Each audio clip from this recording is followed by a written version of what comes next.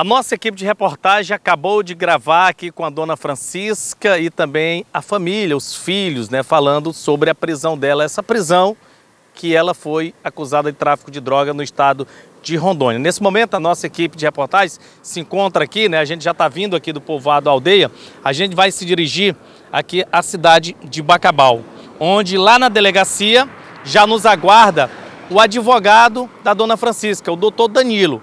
Ele que vai nos conceder uma entrevista também aqui para a TV Mearim, falando sobre o caso da dona Francisca. E é para lá que a gente vai agora. Doutor, voltando aqui ao caso da dona Francisca do povoado Aldeia, carinhosamente conhecido lá como Dona Chica, que passou por esse constrangimento de ser presa devido a esse mandado de prisão do estado de Rondônia. E as informações que você me repassou que ela já se encontra em liberdade. Como que se deu essa situação e como que foi essa situação que ela passou durante essa noite de ser encaminhada para o presídio de Piratininga? Bom, a princípio, a defesa acreditava que haviam usado de má fé os dados da dona Francisca em um flagrante que ocorreu no ano de 2020, precisamente no mês de agosto, na cidade de Porto Velho. Quando nós nos deparamos com aquela situação, de imediato já observamos que ela era inocente, né? Uma senhora daquela idade, 77 anos, vai fazer 78 agora em julho, moradora do povoado Aldeia, jamais saiu desse perímetro aqui, dessa região do Vale do Mearim, e a gente se espantou com aquela situação. Então, a princípio, nós pensávamos que alguém havia usado de má fé os dados dela e inserido isso num auto de prisão em flagrante, se passado por ela. Mas quando nós fomos observar no processo, a defesa se habilitou e analisou o processo, daí a gente observou que o erro do judiciário do estado de Rondônia foi grotesco, né? Porque no mês de agosto de 2020 foi flagranteado uma pessoa cujo nome é Diego Alves de Souza. Essa pessoa respondeu à ação penal durante os últimos 4 anos. Ela foi condenada e a condenação dela, ao invés de dar efeito ao verdadeiro réu, que é Diego Alves, os efeitos da condenação se deram à dona Francisca, pessoa que mora quilômetros e quilômetros de distância, analfabeta, uma pessoa que não sabe trafegar com um veículo, dirigir, nem muito menos mal, até como a própria família dela falaram para mim, doutor, a dona Francisca não consegue nem empurrar carro de mão. E essa situação se deu por um flagrante onde a pessoa conduzia um veículo automotor com 28 tabletes de cocaína. Então, de logo a gente observou a inocência dela. Nós tivemos um trabalho na audiência de custódia no sentido de evidenciar isso ao judiciário, né, com a certidão de antecedentes criminais da dona Francisca, comprovando que ela nunca respondeu processo nenhum em Rondônia, né. A própria vida pregressa dela aqui retrata isso. A questão da imagem verdadeira do Diego Alves, que é o réu da ação penal, a defesa também evidenciou no processo, mostrando que o verdadeiro acusado não era a dona Francisca, se passava por uma outra pessoa e que havia um erro de cadastramento, né? O grande mistério dessa situação toda se deu no momento do cadastramento no Banco Nacional de Mandado de Prisão, o BNMP. Ao invés de colocarem o nome de Diego Alves de Souza, colocaram o nome da dona Francisca. E subentende-se que não foi por um erro de digitação. De fato, houve um dolo. Houve a intenção maligna de prejudicar a dona Francisca. Porque foi colocado o nome dela, foi inserido o CPF dela, foi inserido o nome da mãe e foi inserido o endereço dela, né?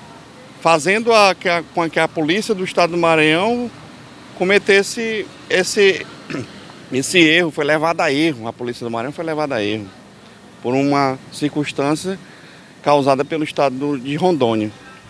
Doutor, agora, o que foi que a dona Francisca falava para você que estava acompanhando, a sua cliente, desses momentos que ela passou presa?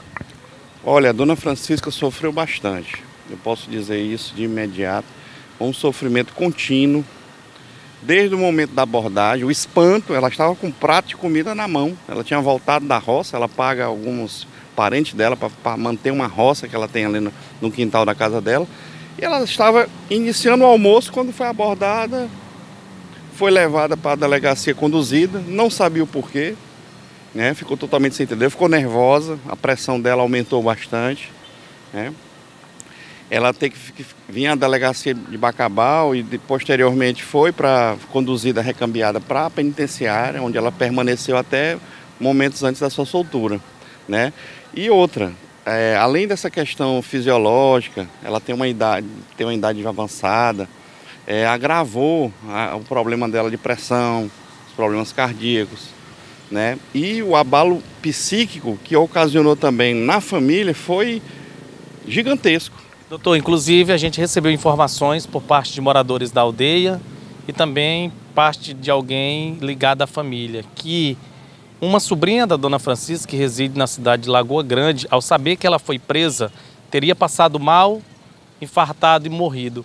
Procede chegaram a comentar isso com o senhor? Sim, sim, procede. Essa informação é verdadeira, né? Infelizmente, essa senhora veio a óbito. Senhora não, uma garota, ela é jovem. Ela teve conhecimento no dia de ontem, na parte da manhã, sobre essa prisão. E de logo começou a apresentar uma ansiedade, um nervosismo, passou muito mal, foi levada ao hospital pronto-socorro, mas não resistiu ver a óbito, ela infartou. E ela infartou momentos, 1h30 antes da audiência de custódia. E a gente ficou até sabendo também que a dona Francisca saiu direto do presídio para ir para esse velório, se encontra lá também para acompanhar o enterro. Diante de tudo isso, doutor, qual a medida que a defesa vai tomar para indenizar a dona Francisca devido a ela ter passado toda essa situação? De fato, dona Francisca, quando teve a notícia, eu até evitei de falar. Isso foi um argumento que eu nem usei na defesa dela para a soltura, né? Eu me baseei mais na questão da ilegalidade da prisão por se tratar de uma pessoa totalmente diversa da que constava no dispositivo condenatório, que é a sentença.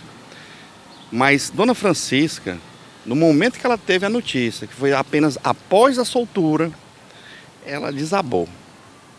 Ela esqueceu de que tinha que se alimentar, de que tinha que descansar, ela só queria ir para o velório da sobrinha dela. Porque essa sobrinha dela é praticamente uma filha. Sabemos que hoje o laço afetivo ele não se recai somente a pais e filhos.